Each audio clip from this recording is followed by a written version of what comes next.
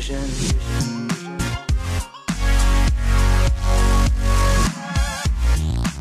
What is going on, boys? Your man Vinny Keys. I'm back to show you guys some Division 1 gameplay. A lot of you guys have been asking me to switch it up and show you guys some gameplay, but I'm going to be comboing it with my roster update that I mentioned at the end of my trade day results video. And don't worry, I'm going to be doing another trade day this weekend, as I've been mentioning on Twitter and Facebook, so check out the links below if you guys want to get constant updates and all that stuff that's going on, so you guys can continue to send the offers in. And like I said, just make those videos more interesting and get involved in the channel and all that good stuff. Unfortunately, I was not able to start off this game really well. You can see here Patty Marleau was able to get him the 1-0 advantage. Carey Price couldn't quite get over on that nice little pass. Like I said, it was just not a good start. I had a little bit of rust I had to shake off, and fortunately he was able to take advantage not once but twice. As you guys can see here, Zach Parise made a nice little move on Carey Price. Not much he could do there. He actually got a piece of it, but not much he could do on it. And you can see here another nice little goal, but Stahl was able to make it a little too easy. Made me a little worried when all these goals were going in a little too easy. I almost wanted to pull the goal. He put Rene in,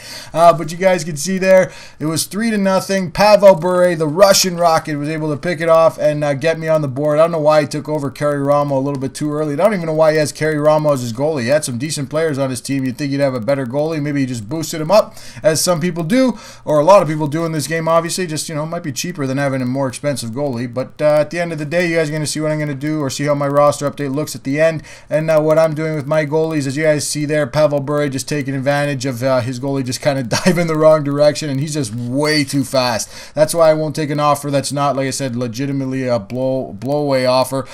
Just like I said, I'll just keep him, because Bure is just ridiculous, and not everyone's got him. And like I said, I know his value's dropped a little bit, and you could probably get him, but at the same time, for me, I'll just keep him, just because at the end of the day, I think he's an awesome player to have on your roster. You can see there Corey Perry, another awesome pair that I put together. Corey Perry and Ryan Getzlaf combining for a nice goal there, making it 3-2, cutting his 3-goal advantage now down to 1 goal. You guys can see here we were able to finish the comeback here in the first period, as Eric Lindros parks himself in front of the net and able to bury a nice little goal. As you guys can see, man, this line of Sagan, Lindros, and Ben is going to play a big role in this game. As you guys can see, they tied it up obviously at the end of the first period. As we roll into the second period, he had me in time and attack, but you just got to keep him to the outside, man. It's not about shots and all that stuff. It's all about goals. As you see Pavel Datsyuk, that's why you get that guy, man, that Hut Life Datsyuk. He just snipes, he dangles, he just strong on the puck. Just ridiculous player, man. I highly recommend him. This is the one guy that I've kind of not really happy that I had to get rid of for that 92 overall Carlson. I should have probably not taken the Carlson, since I already had the 91, but at the end of the day, you know what, I have him now. It saves me on putting an assistant captain's card on him, and he's just that much faster, that much better on defense and all that stuff. Like I said, just makes his defensive stats a little bit better, because those on his regular card aren't the best, but at the same time on a 92, it's just ridiculous. You guys can see there, Sedin was able to cut my lead now. That was at 3 down to 2, making it 6-4 in the second period. But you guys can see here, Datsyuk was able to stretch the lead back out into the into 7-4 going into the second intermission on a nice little pass. He wasn't going to miss there. Like I said, as Romo had nothing he could do there. Like I said, the shots were a lot more even now, but the time on attack, like I said, he was trying to keep doing the same thing. He just could not get to his little hot spots, as a lot of people like to do. But like I said, we'll take advantage of that. As you guys can see, Jamie Benn and Tyler Sagan combining for another nice goal, making it 8-4, basically putting this game away. But we were not done yet. As you guys are going to see here, we get it in front of the net, and Eric Lindros was eventually able to bury that rebound that Jamie Benn could not quite convert.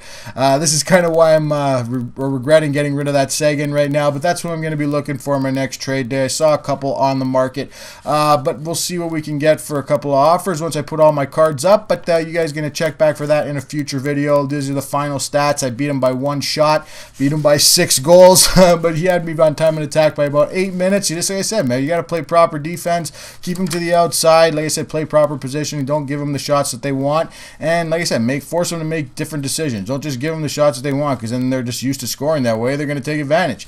You guys get to see a quick look there as we skip along. That's my first line. Obviously, all Hut lives with the defense minus the goalie. Like I said, you can obviously boost the goalie if you want to do that. And Pavel Bure having the assistant captain's card, but that new Jamie Benn, the 93 overall Jamie Benn, like everyone says that the 94 now is actually better than Crosby. Honestly, guys, the 93 one is ridiculous. Like I said, you put that captaincy card on him, and he is ridiculous. He is one of the best cards that I've had so far. Really happy I was able to acquire him. I could not do it without a buddy, Mass Assassination. He actually helped me out. I had to take a loan out from him, but he actually helped me out get the card. And but like I said, I had to get rid of a couple guys in my fourth line. That's why Miku Koivu and TJ Oshie are playing along Phil Kessel. But like I said, at the end of the day, I've been talking about doing that for the past couple videos. I don't really want to have too expensive a fourth line. It's kind of a waste of time anyways. You want to be putting all your eggs in one basket, I guess you can say, in your first and second line. Even your third line, you can stretch it out, just make it strong. Like my third line's beast. I don't know, a lot of guys don't like Corey Perry, but when he plays with Getzlaf and a guy like Hall, man, those guys, like, Hall's just flying to the net, and Perry's just, like I said, he might not be fast, but he'll just feed him all day and bury it, man. Just, it was ridiculous. But you guys see there, like I said, I'm pretty happy with my forward roster right now. I'm still looking for a Mario Lemieux, obviously the 97 Gretzky if we can get that eventually, but like I said, I'm happy with that Jamie Benn. We're going to be doing the trade day this weekend, as I have been doing, so check back for that video. Obviously, you guys can see my defense here. That 92 Carlson boosted with a +5 overall. We got the Duncan Keith with a +5 overall for 15 game duration, making one a 99 and another 97 respectively. And then we got the Victor Hedman Hut Live card. Pretty happy with his defensive stats and his just overall game. And Drew Doughty's just ridiculous. One of my top, I think he's one of the top defensemen in the game, if not the top defenseman besides Duncan Keith. Duncan Keith, the only reason I give him the advantage is just a little bit faster, and just like I said, his Hut Live card is ridiculous. I might be picking up a Ray Bork, but like I said, at the same time, I'm kind of looking at the third line deep pairings as I look at my fourth line. You don't want to invest too much, but at the same time, you don't want to let too much go just in case they get on the ice. And like I said, a Milestone, Cronwall, and a Pietrangelo ain't too bad. And obviously, my goalies here, a couple guys have told me, like I said, not to invest too much in one of those big Hut Live goalies. And like I said, they're just too expensive to be having in one goalie. So like I said, to have two decent gold card goalies is not bad. And like I said, to have the two best, I guess, rated in my eyes with Rene and Price is not a bad thing overall. So like I said, make sure you guys check back for my trade day video coming right around the corner, guys. I appreciate all the support you guys have been showing. Like this video if you guys want to see some more Division 1 gameplay and some like I said, just some player reviews in general and roster updates, like I said. But like I said, check back soon for the trade day video and check out the links in the description. All right, boys, it's your man Vinny Keys. I'll talk to you guys later. Peace out. So many pieces all back together now. What's your vision?